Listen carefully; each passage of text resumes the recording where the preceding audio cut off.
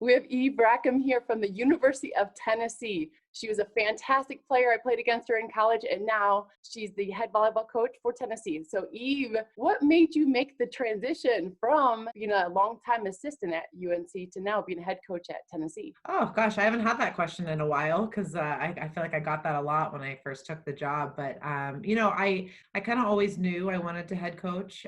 It was more a matter of where and not if.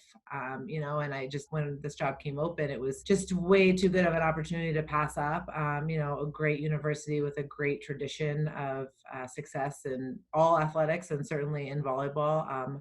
It felt like it was a place where we could win, where we could kind of build a family and start a little bit new of a chapter in life. It was just time. I was ready, and a great opportunity came up, and it's been fantastic. And speaking of family, you have an 18-month-old who is so adorable, and you work with your husband, which is a good thing and probably sometimes gets on your nerves. But how is that balanced now? I know we're in COVID, but how is that balanced with the normal sequence of life? Yeah, actually, we just celebrated our first wedding anniversary yesterday. And so, we were sitting and having dinner and just talking about, I know not every couple could do this. It's not been a perfect year, but being able to work together and spend, every waking hour together, I think we've really, really enjoyed it. Again, it's kind of a new adventure for us, obviously being new parents and taking over a program. There's just been so many firsts in the last 2 years. So we kind of got a chance to reflect on that last night, which was fun. But the silver lining is, for COVID is the amount of family time that we've gotten with our son.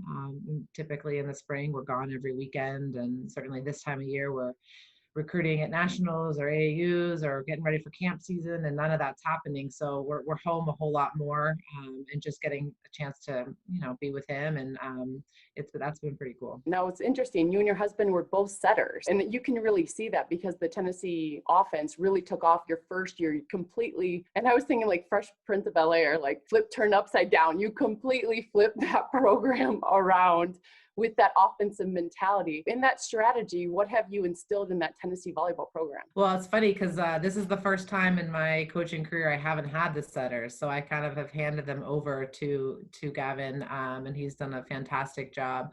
Obviously, I still get my input, and he's got to go home with me, so I'm still in his ear, about things that I would have liked to have seen or didn't see, or decision that got made, But it's been fun for us to kind of bounce ideas off of each other. I've learned a ton from him, his background in setting, his background in playing.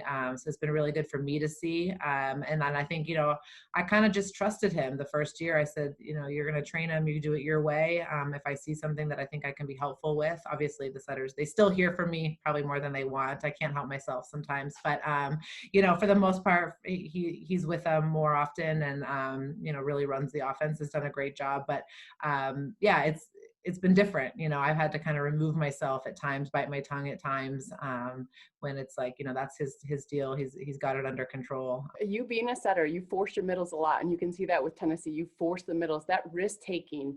Did that help you be a setter and know that experience in that setter role to then instill that it's okay to take a risk? Yeah, I think for all of our players, that's one of the things that we talk about a lot in our gym, is just not only in the setting position, but everybody, like, hey, it's just more fun to play this way. Like, we can't be afraid to make mistakes, and we're gonna make mistakes, but let's push the envelope a little bit more, see what we can do, figure out where our boundaries are, and we make a lot of mistakes in practice and talk through it and just figure out, was that a good choice? Maybe that wasn't a good choice. Okay, maybe that was a little out of our reach, or yeah, we can do that. Let's just keep working on it. We're gonna get there.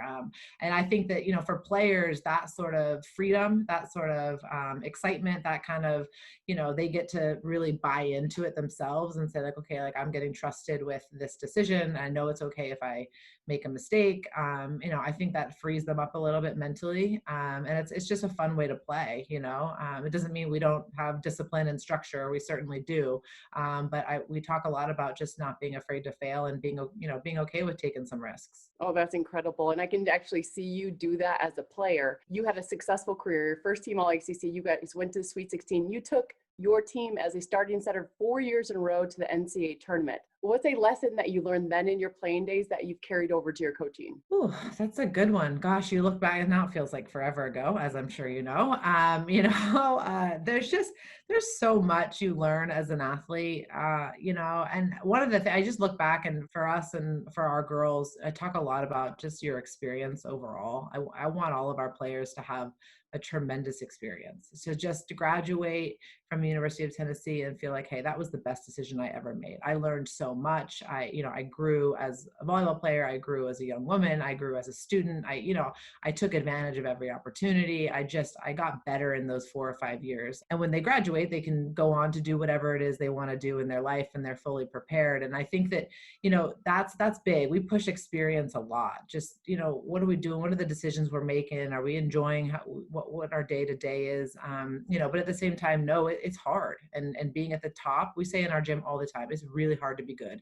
It's really, really hard. And it takes a lot of time, and it takes a lot of, mindfulness, and it takes repetition, and it takes failure. And, I think if I were to go back, I wish I would have probably allowed myself a little bit more grace at times, about failure. So I think that's one thing we talk a lot about is just, that's the only way to get better. The only way to grow. But gosh, if I had to pick, it's just hard. I don't know if you could pick one thing, but looking back on your career, you're just better for it in so many ways. And you try to instill that in them, and that even through the hardest days, you're going to look back and go like, that was worth it. Well, success definitely follows you. Watch out, Lady Vols are coming.